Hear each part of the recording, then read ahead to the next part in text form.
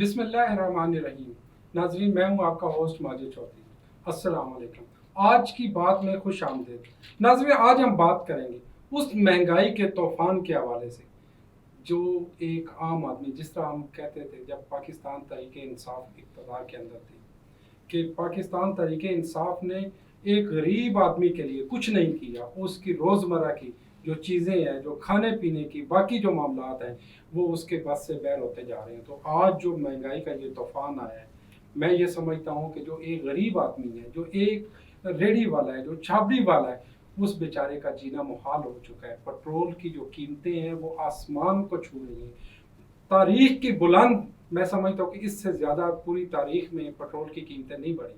اور اسی کے ساتھ ساتھ ناظرین، آج ہم بات کریں گے کشمیر کے اس ایشو کے اوپر بھی جس کو ہم نے پس پردہ ڈال دیا، جس کے اوپر آج خاموشی ہے۔ اگر آج ہم اپنے دستوں گریباں ہیں ایک دوسرے کے اندر، تو اپنی مفادات کی خاطر اپنی مفاد کی جنگ ہم لڑ رہے ہیں۔ تو کشمیر کے اوپر جو بات کرنے والے کتنے پرسنٹ لوگ ہیں اور جو کشمیر کو اجاگر کریں، اور کشمیری رہنما اس وقت جیلوں کے اندر بند ہیں، ان کے اوپر میں کہتا ہوں تاریخ میں اس سے زیادہ مودی نے ظلم نہیں ڈھایا ہوگا۔ اقلیتوں کا وہ اس نے بیڑا غرق کر دیا ہے۔ پوری دنیا خاموش تماشائی بنی ہوئی ہے، لیکن اس کے اوپر کوئی آواز بلند نہیں کر رہا۔ کتنے پرسنٹ لوگ آواز بلند کریں؟ پاکستان کے اندر بھی ایک عام آدمی، اس کو اپنی روزی روٹی اور پیٹ کی خاطر وہ بیچارہ جنگ لڑ رہا ہے، اور حکومت حکمران ہے یا اپوزیشن ہے، وہ اپنے گلے شکوے کر رہے ہیں ایک دوسرے سے۔ جس طرح ناظرین تاریخ میں یہ چیزیں لکھی جائیں گی، اور یہ بھی لکھا جائے گا کہ کشمیر کا سودا کس نے کیا، کشمیر کے اوپر غداری کس نے کی، کشمیر کے اوپر خاموشی کس نے اختیار کی، اور جو یہ غربت کا، یہ مفلسی کا، یہ جو ٹھاٹھے مارتا ہوا سمندر ہے، یہ کیسے رکے گا؟ اس کو کوئی تو روکنے والا ہوگا۔ حکمران جو آج ایوانوں میں بیٹھے ہوئے ہیں، آج وہ جو میں کہتا ہوں کہ چین، وہ سکون لے رہے ہیں، وہ مزے لوٹ رہے ہیں، پیٹرول ان کی گاڑیوں میں فری ڈالا جا رہا ہے، بجلی انہیں فری میسر ہے، دنیا کی ہر آسائشیں انہیں میسر ہے، لیکن ایک عام آدمی وہ تو بجلی کا بل بھی ادا نہیں کر سکتا۔ بجلی کا بل جب 18-20 ہزار، ایک جو 20 ہزار سیلری لینے والا بندہ ہے، وہ 20 ہزار کا بجلی کا بل دے گا، تو اس کے علاوہ باقی گھر کا خرچ وہ کیسے چلائے گا؟ چیزوں کی یہ جو مہنگائی ہے، اس کو کیسے کنٹرول کیا جائے؟ اور سننے میں یہ آ رہا ہے، جس طرح خان صاحب کہہ رہے ہیں، خدا نہ خواستہ ملک ٹوٹنے والا ہے، ملک کے ٹکڑے ٹکڑے ہونے والے ہیں، اداروں کو بلیم کریں۔ جب اقتدار سے ہم بیر ہوتے ہیں تو ان اداروں کے لیے ہم ان کے تلوے بھی چاٹتے ہیں، ہم ان کی ہر بات مانتے ہیں، اور ہم ان اداروں کے ساتھ وہ رویہ رکھتے ہیں کہ آج اگر کوئی مقدس ہے تو یہ ہمارا ادارہ ہے۔ لیکن جب ہم اقتدار سے جو ہی بیر جاتے ہیں تو سب سے پہلے ان اداروں کے اوپر ہمیں اٹیک کیا جاتا ہے، اور یہ بھی نہیں دیکھا جاتا کہ ہماری سلامتی کے ادارے ہیں، یہ دن رات ہمارے لیے کام کر رہے ہیں، اور اگر ان کا فنڈ یا ان کا جو بجٹ ہے وہ کتنے پرسنٹ ہے، اگر آپ اپنے ارد گرد جتنے بھی ممالک ہیں، اگر ان کے دفاعی بجٹ کا اندازہ لگائیں، اس کے اوپر پاک افواج کا خاص طور پہ میں کہتا چلوں، اس کے بجٹ کو بھی آپ سامنے رکھیں تو آپ کو یہ پتہ چل جائے گا کہ ہم کہاں پہ کھڑے ہوئے ہیں۔ تو اسی کے اوپر آج ہم بات کریں گے۔ سب سے پہلے ہمارے اسٹوڈیو میں آج جو گیسٹ موجود ہے، میں ان کا تعارف کرواتا چلوں۔ سائرہ جواز صاحبہ، جن کا تعلق پاکستان تحریک انصاف سے انفارمیشن سیکرٹری ہیں، اسی کے ساتھ ہمیں جوائن کیا ہے کرامت علی صاحب، جو کہ ایک سینئر سماجی کارکن ہیں اور گہری نظر رکھتے ہیں ان تمام معاملات اور حالات کے اوپر۔ ایک ٹیچر ہیں، ایک بزنس مین ہیں، اور اسی کے ساتھ ہمیں جوائن کیا ہے ٹیلی فون لائن پہ ڈاکٹر فضانہ صاحبہ، جن کا تعلق پاکستان مسلم لیگ نون سے ہے، اور ان کی پورے خاندان پاکستان تحریک پاکستان سے ان کا تعلق ہے۔ انہوں نے بے شمار قربانیاں دی، ان میں گولڈ میڈلسٹ موجود ہے۔ کشمیر کے لیے انہوں نے بے پناہ قربانیاں دی، ظلم اور جو اس وقت کی ظلم اور بربریت برداشت کی، اس کے اوپر حکومت پاکستان نے ان کو گولڈ میڈل دی ہے۔ ڈاکٹر صاحب، جیسے کہ مہنگائی کا طوفان ہے، جس طرح آپ سے بات ہو رہی تھی، تو اس کے اوپر آپ نے کیا کوئی ٹھوس اقدامات کیے ہیں؟ ٹھوس اقدامات، یہ تو بات ہے، کیونکہ ہمارا ایم ہی یہی ہے کہ عوام کو اس مشکلات سے نکالے۔ اب دیکھیں وزٹ کر رہے ہیں، شہباز صاحب سعودی عرب بھی گئے ہیں، چائنا کے ساتھ بھی بات چیت کی، قطر والوں سے بھی کی۔ عمرہ کرنے کے ساتھ وہ تو اللہ کا گھر ہے، وہاں سلام تو کرنا ہی تھا۔ وہ تو سب سے ایک مسلمان کو سب سے امپورٹنٹ کیا چیز ہوتی ہے، ساتھ ہی وہاں پہ جو ان کے رولر ہے ان سے بھی بات چیت کی ہے۔ ایک پلان بنایا ہم نے کہ جلد از جلد ملک کو اپنی عوام کو مشکلات سے نکالے. آئی ایم ایف کے ساتھ انہوں نے ساری شرائط باندھی تھی, ہم نے تو نہیں باندھی. اب آئی ایم ایف کو بھی کوئی سائڈ ٹریک پہ لانا پڑے گا. اب بگڑی ہوئی چیزیں ایک دم تو ٹھیک نہیں ہوتی. میں مانتی ہوں کہ عوام کو, ہم سارے لوگ ہی پریشان ہیں, لیکن ہر چیز کے لیے ٹائم چاہیے, اور ویری شارٹلی 1-2 ماہ کے اندر اندر حکومت اس پہ قابو پا لے گی. ایک ٹوپی عمارت کو بنانے کے لیے کچھ نہ کچھ تو ٹائم درکار ہوتا ہے. جب ہر چیز تو تباہ کر دی رہی تھی.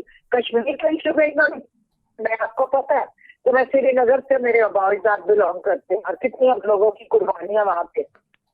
کیا میاں نواز شریف کے دور میں آرٹیکل 372 کا تھا, کیا 35 ختم ہوا تھا؟ انہوں نے کہا تھا جناب یہ پرائم منسٹر صاحب نے, عمران خان صاحب نے, وہ بھی آئے گا تو سب ٹھیک ہو جائے گا. ڈاکٹر صاحب میں آپ کی طرف واپس آتا ہوں. کامل صاحب, جیسا کہ سر آپ نظر رکھتے ہیں کہ جس طرح ڈاکٹر صاحب ابھی فرما رہی ہیں کہ اس کے اوپر یہ 2-3 ماہ کے اندر حالات بہتر ہو جائیں گے, تو کیا ہر وقت جب بھی کوئی حکومت آتی ہے عوام کو قربانی کا بکرا کیوں بنایا جاتا ہے؟ کیوں جو ایوان بالا میں لوگ بیٹھے ہوئے ہیں وہ اپنے پیٹرول وہ اپنی پاکٹ سے کیوں نہیں ادا کرتے, اپنے بجلی کے بل کیوں نہیں ادا کرتے, باقی جو مراحت ہیں ان کو کیوں نہیں ختم کرتے اگر ملک اس نہج پہ پہنچ گیا؟ جی ماجد چور صاحب, یہ آپ کی بات اور آپ کا پوائنٹ بہت ویلڈ ہے کہ جتنے بھی ہمارے عمرہ ہیں, جتنے بھی ہمارے اعلیٰ آفیسرز ہیں یا بڑی ہماری بیوروکریسی ہے, تو ان کے جتنے بھی اخراجات ہیں وہ بہت زیادہ ہیں. سب سے پہلے تو ہمیں اس تمام سیٹ اپ کو کوئی تھوڑا سا نارملائزڈ کنڈیشن کی طرف لانا پڑے گا, اور ایک ایسا یارڈ سٹک طے کرنا پڑے گا جس کے اوپر کم سے کم خرچہ آئے. یہ صرف اس حکومت نہیں بلکہ ایک لانگ ٹرم کے لیے ایک ایسا لائحہ عمل تیار کر کے قانونی اس کو شکل دے دینی چاہیے تاکہ کوئی بھی آدمی جو ہے وہ اس سے ایکسیڈ نہ کرے. تو جنیجو دور میں آپ کو پتہ ہے کہ یہ ساری چیزیں اس وقت کی گئی اور بہت ساری بچت بھی کی گئی, لیکن اس کے بعد چونکہ سیاسی حالات جو ہیں وہ ویک ہوتے رہے, اور ویک ہونے کی وجہ سے یہ آفیسرز اور تمام بیوروکریسی اور تمام دوسرے جو ہمارے شرفا ہیں, جتنے بھی بڑے لوگ ہیں, وہ تمام پھر اس لڑائی اور جھگڑے کی وجہ سے اور سیاسی بیک گراؤنڈ ویک ہونے کی وجہ سے وہ فائدہ اٹھاتے رہے, اور اس فائدہ اٹھانے کی وجہ سے ہمارے ملک کا جو ایک بڑا زر مبادلہ تھا وہ ان پر خرچ ہوتا رہا, اور اس خرچ کی وجہ سے آج ہم اس لحاظ پر پہنچ گئے ہیں کہ ہمیں وہ خرچ تو پورا کرنا ہی کرنا ہے, چاہے ہم عوام کا سرما بنا دیں, کچھ کر دیں. اب حالات یہ ہو چکے ہیں, میں خود رات سے بڑا پریشان ہوں کہ ہمارے یہ جو لوگ ہیں جو کام کرنے والے ہمارے ساتھ بے شمار لوگ ہیں, چونکہ آپ کو پتہ ہے کہ میں کنسٹرکشن انڈسٹری سے میرا تعلق ہے اور میں ٹیچنگ بھی کرتا ہوں اور سارا کچھ کرتا ہوں, اور بہت ایک گراس روٹ سے مجھے پتہ ہے کہ ہمارے جو لوگ ہیں وہ بہت ہی اس وقت بڑی ذہنی بری کیفیت میں مبتلا ہو چکے ہیں, اور وہ اپنی ذہنی کیفیت کو کھو چکے ہیں. اس کی ریزن صرف یہی ہے کہ وہ اب دن رات وہ اسی طرح سے اپنے اخراجات اور معاملات کو کاؤنٹ کر رہے ہیں جیسے ایک نمازی نماز پڑھنے کے بعد تسبیح کرتا ہو. ہر وقت اس کو صرف اپنے بھوک پیاس, روٹی کھانا پینا, آنا جانا, کرایہ اور یہ تمام معاملات زندگی جو جس میں اس کی لیونگ جو ہے وہ برقرار رہ سکے, اس کے بارے میں وہ فکر مند ہو گیا ہے. اب اس ایسے حالات میں نے پہلے بھی اپنے پروگرام میں یہی گزارش کی کہ جب بھی کسی وقت بھی ہمارا سیاسی سیٹ اپ ویک ہوتا ہے اس وقت ہماری تمام پالیسیز بھی رول بیک ہو جاتی ہیں, جبکہ میری یہی گزارش ہے اعلیٰ جو اختیارات رکھنے والے لوگ ہیں, ہائی لیولز جو ہیں, ان سے یہی ہے کہ خدا را ہماری جو پالیسیز ہیں ان کو ایک ایسے سٹریم لائن میں لے آئیں تاکہ وہ ڈسٹرب نہ ہو. باقی اگر کوئی سیٹ اپ چینج ہوتا ہے, کوئی مسئلہ ہوتا ہے, وہ آپ کا سینٹ کے اندر, اسمبلی کے اندر ہونا چاہیے. کامل صاحب, کیا ہماری یہ قوم 300 روپے پر لیٹر کا پیٹرول کا بوجھ برداشت کر لے گی کہ جس طرح ہوائیں گرم ہے کہ 260, 70, 300 تک پیٹرول نہیں آ سکتے؟ جی بھائی صاحب, مجھے خود یقین کریں کہ رات سے میں اتنا بے جانی کیفیت میں ہوں, چونکہ میں بہت لوگوں کے ساتھ ایک سماجی کارکن ہونے کے ناطے سے بھی بہت ان کو قریب سے دیکھتا ہوں، اور بڑا مجھے دکھ ہوتا ہے کہ میں ان کو کیسے اس کو ہیلپ آؤٹ کروں۔ اب کہیں بھی کوئی بھی آدمی کھانا لگاتا ہے یا کوئی دن میں کھانا دیتا ہے یا شام کو دیتا ہے تو وہاں لمبی لمبی لائنیں لگ جاتی ہیں، اور وہاں پر میں نے کئی دفعہ ایسے لوگوں کو بھی دیکھا جو سفید پوش ہوتے ہیں اور بیچارے منہ چھپا کے سر پہ اوپر بال لے کر وہ کسی طریقے سے وہ کھانا لیتے ہیں، اور جتنا بھی ملتا ہے اس کو اٹھا کے اپنے گھر بچوں کو لے کے جاتے ہیں۔ جی ڈاکٹر صاحب جس طرح مہنگائی کا یہ ایٹم بم، ایک وہ کہتے ہیں نا کہ جس طرح انڈیا ہمارے اوپر کوئی بم پھینکے گا یا ہمارے ساتھ لڑائی کرے گا، تو یہ ہماری عوام کو تو میرا خیال ہے کسی جنگ کرنے کی ضرورت ہی نہیں ہے۔ جس طرح مہنگائی کا یہ بم ہمارے اوپر یہ گرا دیا گیا ہے، اگر یہ 300 تک یا 260 تک پیٹرن پہنچتا ہے تو عوام تو ویسے ہی غریب آدمی تو ویسے ہی ختم ہو جائے گا۔ تو اس کے اوپر باقی جو ہمارے شرفا ہیں، جو ہمارے عوام کے اندر یا ہماری بیوروکریسی ہے، ڈاکٹر صاحبہ بات یہ ہے کہ جب وہ عملی طور پہ وہاں پہ ان کے گھروں میں بھی لوڈ شیڈنگ ہوگی، وہ بھی پیٹرول اپنی پاکٹ سے استعمال کریں گے، روزمرہ کی جتنی مراعات ہیں وہ واپس کریں گے کہ ہم آپ کے شانہ بشانہ کھڑے ہیں، تو لوگ ایک عام آدمی جو ہے وہ بیچارہ بھی کہے گا کہ ملک مشکل وقت میں ہے، چلو ہم اس پہ گزارا کرتے ہیں۔ دیکھیے پرائم منسٹر نے یہ ساری قوم سے بھی اپیل کی، اور یہ ابھی واضح کم ہو رہے ہیں۔ منسٹر جو ایم پی ہے ان کو کوئی پیٹرول نہیں ملتا، ان کے کوئی پریویلیج نہیں ہوتا، نہ ہی ان کے بجلی کے بل وغیرہ جو ہوتے ہیں وہ گورنمنٹ دیتی ہے۔ صرف پیٹرول کا پریویلیج منسٹرز کو ہوتا ہے اور پارلیمنٹ سیکرٹریز کو ہوتا ہے جو جب دورے پہ جائیں، لیکن اب وہ بھی ختم کر رہے ہیں، بیوروکریٹ کا لمٹ ریلیز کر رہے ہیں۔ لیکن اس سے پہلے وہ یہ پرائم منسٹر اور سارا جتنا کابینہ ہے وہ یہی کوشش کر رہی ہے انٹرنلی کہ اس کا پیٹرول کے ریٹ اس سے زیادہ نہ بڑھے، بس اس سے کم ہوں گے، اور اس پہ تیزی سے عمل کر رہے ہیں۔ اس میں اپوزیشن کو بھی چاہیے کہ وہ حکومت کے ساتھ ہر وقت نہیں کہ اگر آپ حکومت کی وجہ ہر وقت ڈیوائیڈڈ رکھیں گے تو آپ کو کیا قوم سے محبت ہے؟ کبھی کہیں نہ کبھی کہیں ادھر نہ، مطلب آپ تو ویسٹ کر رہے ہیں پوری قوم کو۔ اور پرائم منسٹر کو کیا جو حکومت ہوتی ہے اس کو پوری طرح دھیان ہی نہیں اپنی چیزوں کو سنوارنے میں لگانے دیتے۔ بیڑا غرق تو انہوں نے کیا، اب ایک چیز کو سنوارنے تو دے۔ پہلے پاکستان ہے، پاکستان ہوگا تو وزیر اعظم بنیں گے، پاکستان ہوگا تو منسٹر بنیں گے۔ میں بالکل آپ کی بات سے اتفاق کر رہا ہوں، آپ بالکل درست فرما رہے ہیں، لیکن کیا یہ نہ ہوتا کہ پہلے یہ فیصلے کیے جاتے کہ جو پیٹرول ہے، ایک جو منسٹر ہے، جو بیوروکریسی ہے، وہ آج سے پیٹرول استعمال نہیں سرکاری کریں گے، اور جو مراعات ہیں اس کے بعد آپ اس کے ریٹ بڑھاتے، کیا یہ زیادہ بہتر نہ ہوتا عوام کے لیے؟ دیکھیں ابھی پہلے کی بات سن لیجیے کہ ہر چیز کا ایک وقت ہوتا ہے۔ ابھی تو ابھی جو پنجاب میں اسمبلی میں بھی وہاں تو یہ کام ہی نہیں شروع ہوا۔ اب ہر چیز طریقے سے کی جاتی ہے نا۔ ابھی پرائم منسٹر ادھر گئے ہوئے تھے، ابھی مفتا صاحب وہ آئی ایم ایف کے پاس گئے ہوئے تھے، کوشش تو پوری سے پوری یہی تھی کہ کم سے کم اس کو ریٹ پہ لے کے آئے، لیکن جب چیزیں اتنی بگڑی ہوتی ہے اور انسان مجبوریوں میں پھنسا ہوتا ہے تو اس کو ایسے فیصلے کرنے پڑتے ہیں۔ لیکن اب انشاءاللہ آپ دیکھیں گے کہ جی بالکل بالکل انشاءاللہ ہم پر امید ہے۔ ڈاکٹر صاحب آپ کی طرف واپس جی سارا صاحب، کیا اس بار جس طرح مہنگائی کا طوفان ہے، جس طرح ایک عام آدمی مشکل کے اندر ہے، اور اس کے علاوہ پاکستان کے اوپر مسائل کی بھرمار ہے، بوچھاڑ ہے، اور دشمن جو طاقتیں ہیں جو پاکستان کو کمزور کرنا چاہتے ہیں، جو پاکستان کے وجود کو تسلیم نہیں کرتے، وہ اس طرح پہ ہے کہ کب ہمیں موقع ملے اور اس کو ختم کیا جائے، تو کیا اپوزیشن جو اس وقت ہے گورنمنٹ کے ساتھ کھڑا نہیں ہونا چاہیے؟ ان کا جو مہنگائی کا مسئلہ جو ایک عام آدمی کا ہے کہ اس کے اوپر ساتھ جوڑ کے اکٹھے ہوں، ایک پلیٹ فارم پہ جمع ہوں، عوام کے لیے، پاکستان کے لیے کام کیا جائے۔ نہیں، اپوزیشن کو تو جب یہ بھی اپوزیشن تھے، ہمارا ان سے بھی عرض یہی تھا کہ ہمارے ساتھ مل کے آپ کام کریں، جیسے اب یہ ٹائم لگتا ہے ہمیں چیزیں ٹھیک ہونے میں ٹائم لگتا ہے، یہی چیزیں ہمیں بھی بولی گئی، ٹھیک ہے۔ ان لوگوں دیکھیں اصول پاکستان کے لیے ہم لوگ بھی کر رہے ہیں، اپنے ملک کے لیے کر رہے ہیں، ہم کوئی انڈیا کے لیے تو نہیں کر رہے۔ ہمارے حکومت بھی یا ہمارے لوگ بھی پاکستان کے لیے، ہمارا لیڈر پاکستان کے لیے کام کر رہے ہیں۔ دیکھیں سارا صاحب، کیا پاکستان اس وقت یہ برداشت کر سکتا ہے کہ یہ سیاسی جو دھرنے ہیں، لانگ مارچ ہے، افراتفری کی صورتحال ہے، کیونکہ ملک کی اکانومی پہلے ہی نیچے جا چکی ہے، جو انویسٹر ہے، جو بزنس مین ہے، وہ پہلے ہی بیچارہ ڈرا ہوا ہے، تو کیا یہ اس وقت یہ حالات ایسے پاکستان برداشت کر سکتے؟ دیکھیں اس کے اوپر تو بات ہو سکتی ہے. بات یہ ہے کہ شروع سے لے کے آج تک ہمارا جو پوائنٹ ہے وہ یہ ہے, میرے سامنے ہمارے چیف ہیڈز جو ہیں وہ چینج ہوتے ہیں امریکہ کی مرضی سے, رات کے رات فیصلے چینج ہوتے ہیں. بالکل ٹھیک ہے, میں اس میں یہ اس چیز کو ہم آپ کے رجیم چینج آپ کہتی ہیں, آپ کا موقف ٹھیک ہے, میں اس کو ڈینائی نہیں کرتا ہوں, یہ آپ کی اپنی اسٹیٹمنٹ ہے, لیکن کہنے کا یہ مقصد ہے کہ ان ساری چیزوں سے بڑھ کے ایک وجود ہے, وہ پاکستان کا وجود ہے, یہ گھر ہے, کیونکہ گھر کی جو چار دیواری ہوتی ہے وہ سب سے زیادہ مقدس ہوتی ہے,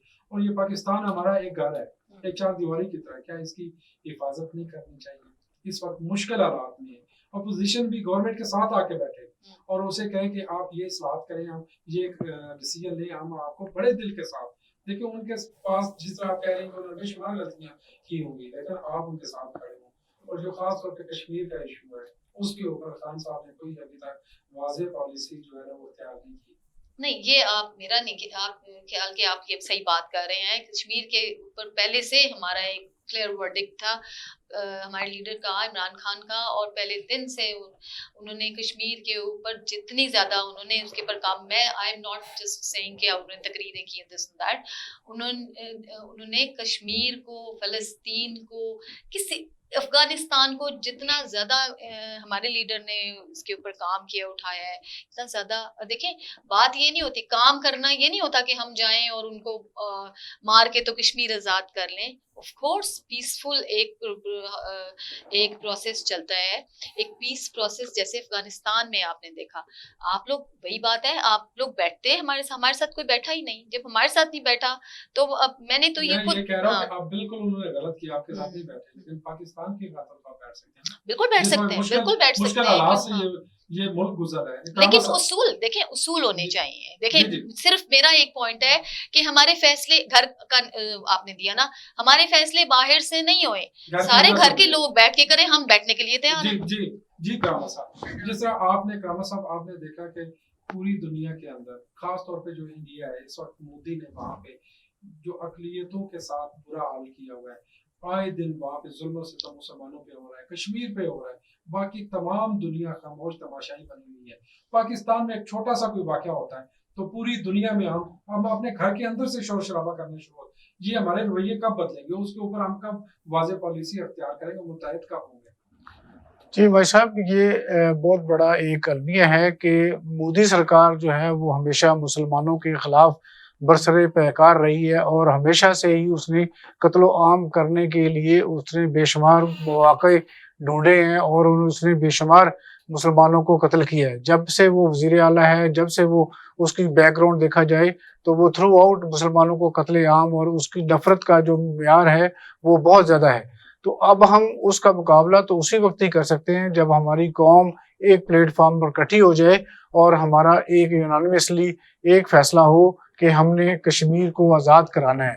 تو اس کے لیے پھر ہم دنیا کے جتنے بھی فورمز ہیں ان کے اوپر جا کے بات کریں اور وہاں پر جا کے اپنا کیس لڑیں, تو تبھی ممکن ہے. جب ہمارے اپنے گھر میں ہی انتشار پھیلا ہوا ہے تو ہم باہر جا کے کیا بات کریں گے. تو اس لیے اب اس کو پتہ ہے کہ جس گھر میں, آپ کو بھی جنرل پتہ ہے کہ جس گھر میں بھی لڑائی ہو تو دوسرا جو ہمارا ریلیٹو ہوتا ہے وہ اس کا فائدہ اٹھاتا ہے. تو اس کو بھی پتہ ہے کہ پاکستان میں آگ لگی ہوئی ہے, ہر بندہ جو ہے وہ اس نے 1.5 اینٹ کی مسجد بنائی ہوئی ہے, تو وہ اپنی اپنی مسجد میں بیٹھا وہ پریچنگ کر رہا ہے اور اپنی جو بھی اس کی ورشپ ہے وہ کر رہا ہے. تو لیکن اس کو اسی وجہ سے, اس نفاق کی وجہ سے, اس جو ہمارا جو اتحاد قوم کے اندر پیدا نہیں ہو سکا, اس کی وجہ سے اس نے پورا فائدہ اٹھایا, اور آج کشمیری جو لیڈر ہمارے یاسین صاحب ہیں ان کو اس نے اتنی بڑی سزا دے دی. اور اس کو پتہ تھا کہ یہ مسلمان میرے اپنی کنٹری کے ہوں یا دوسری کنٹریز کے ہوں, وہ میرا کچھ نہیں بگاڑ سکتے. کیوں, میرے پاس خود بھی ایک بڑی اکانومی ہے اور میں نے اپنے ملک کو اس لیے متحد رکھا ہوا ہے. اگر کوئی بھی بندہ آ کے ٹکراتا ہے, ایون امریکہ جو ہے اس کی بھی اتنی ہمت نہیں ہے کہ وہ ان کے ملک میں جا کے کوئی مداخلت کرے.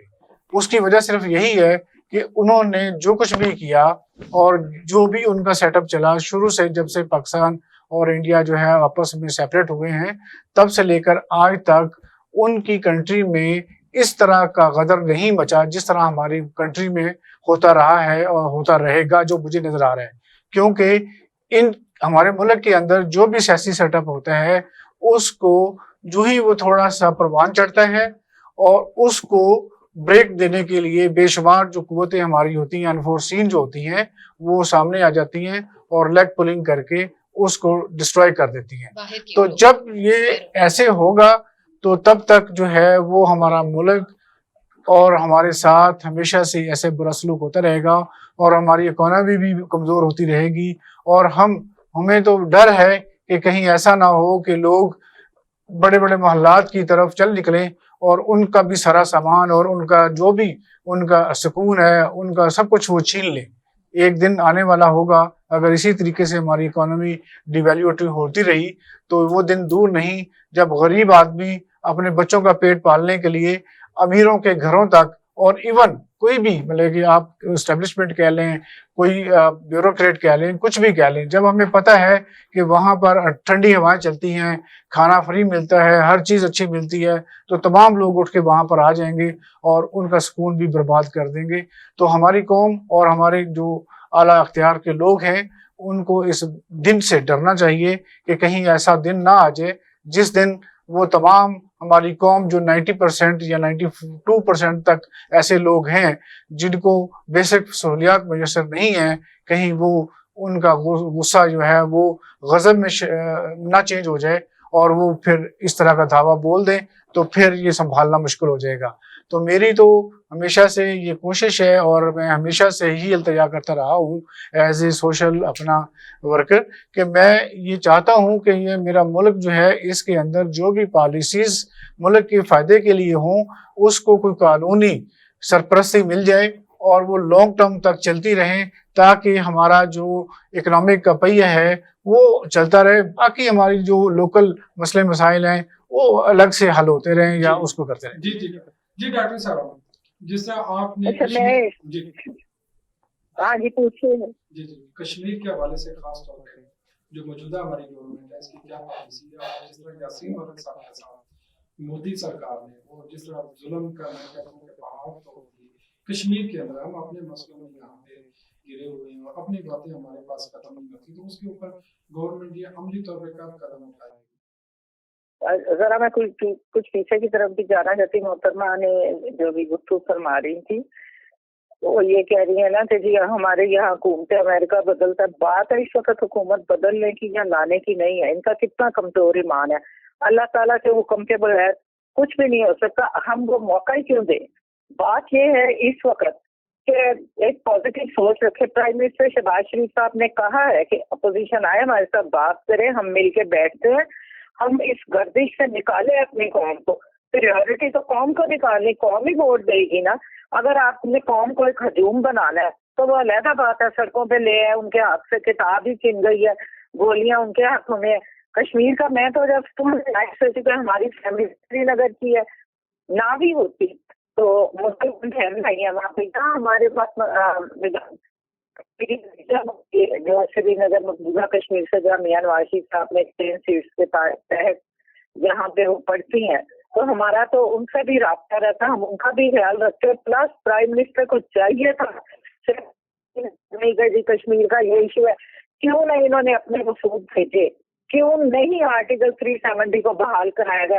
اس وقت آپ کو پتا 10 لاکھ ہندو وہاں سری نگر میں ٹیولپ باغوں میں ان کا قبضہ ہے، میڈیکل کالجوں میں ان کا قبضہ ہے، کشمیریوں کی جابس پہ ان کا قبضہ ہے. تو کل کو اگر یہ کہیں کہ پلیبسائٹ کروائیں تو ان کی تعداد نہیں ہو جائے گی زیادہ، جبکہ آرٹیکل 370 کے تحت وہاں کوئی نان ریزیڈنٹ آف کشمیر کوئی زمین ہی نہیں خرید سکتا. کس نے آواز اٹھائی ہے؟ اب جس دن 25 مئی کو عظیم وہ ہمارے کشمیری لیڈر یاسین ملک کو سزا دینے کا یہ فیصلہ تھا انڈیا کا، تو مشال ملک نے ان کی قومی کی بیٹی ہے نا، اس نے کتنی ریکویسٹ کی پرائم منسٹر سابقہ سے، عمران خان صاحب سے کہ خدا کے لیے آج چکے وہ سارے لوگ میر پور مظفر آباد ہر جگہ سے اکٹھے ہو رہے تھے اسلام آباد اور پروٹیسٹ کرنا تھا، پوری دنیا کو دکھانا تھا کہ یہ ایک غلط فیصلہ ہو رہا ہے. تو پوری دنیا خاموش کیوں ہے؟ کہیں کسی یورپی ممالک یہاں کہیں ایک چڑیا بھی مر گیا تو طوفان آتا ہے، یہاں تو وہ کون سا ٹیررسٹ ہے؟ ایک تو ہمارے کشمیر پر قبضہ جمایا ہوا ہے اور اپنے گھر کو چھڑانے کے لیے آواز بلند کرے تو جیلوں میں ڈال دو اور سزائیں دینی شروع کر دو. اس کے لیے پروٹیسٹ کرنا تھا, کتنی منتیں کی, مگر انہیں تو اپنی ذات سے دلچسپی, انہیں کیا کشمیر کا. اور اس کے بعد چلو یہی کر لیتے, اس پروٹیسٹ کو کشمیر کے لیے یوز کر لیتے کہ مودی کے خلاف آواز اڑاتے کہ جی فوری طور پہ رہا کرو. پوری دنیا پریشر میں آتی کہ اتنے لوگ ہیں اور وہ یاسر ملک کے لیے ریکویسٹ کرے, وہ ٹیررسٹ نہیں ہے, وہ ایک مجاہد ہے جو اپنے وطن کے لیے کر رہے کام. اس کے بعد دوسری ان کی سن لے کہانی, یہ کشمیر ہاؤس ہے نا, جیسے میرپور میں اور مظفر آباد میں, لاہور میں, جہاں کے سارے کشمیری اکٹھے ہوتے ہیں, یہ اسٹیٹ سبجیکٹس وغیرہ یہ بنتے ہیں. اس کے علاوہ جتنا کشمیری اس کے پرابلم ہوتے ہیں وہ سارے ڈسکس ہوتے ہیں, سیمینار کی جاتے. وہاں تو پی ٹی آئی کی حکومت ہے نا کشمیر میں. اب 30 جون کو انہیں نوٹس دے دیا بڑبڑ روڈ میں کہ کشمیر سینٹر بند کرو. اس کا مطلب ہے کہ یہ مودی کو خوش کرنا چاہتے ہیں کہ جی ہم نے تو نام نشان ہی اللہ نہ کرے مٹا رہے ہیں تاکہ آواز ہی نہ اٹھے. یہ تو ان کو ڈاکٹر صاحب بالکل آپ صحیح اپوزیشن کے حوالے سے دیکھیں, اپوزیشن کے حوالے سے بالکل آپ ٹھیک کہہ رہے ہیں. ڈاکٹر صاحب یہاں پہ ہم نے جانا ہے ایک وقفے کی طرف, وقفے کے بعد دوبارہ حاضر ہوتے ہیں. یہاں پہ ایک لیتے ہیں چھوٹا سا وقفہ, اور وقفے کے بعد دوبارہ حاضر ہوتے ہیں. اوکے ٹھیک ہے جی ایک منٹ کال کر دیجیے. جی. ویلکم بیک ناظرین, وقفے سے پہلے بات ہو رہی تھی تو ابھی پروگرام کا وقت ختم ہو رہا ہے. تو ڈاکٹر صاحب آج کا کوئی میسج دینا چاہے عوام اور حکمرانوں کے نام, بلکہ حکمران تو آپ خود ہیں.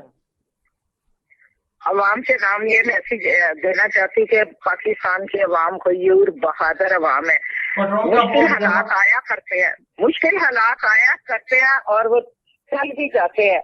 اور جب پاکستان بنا تھا اس وقت کتنی مشکلات ہمیں گھیرا, لیکن آپ کا پرائم منسٹر خادم اور جلدی انشاءاللہ ان حالات سے نکلیں گے.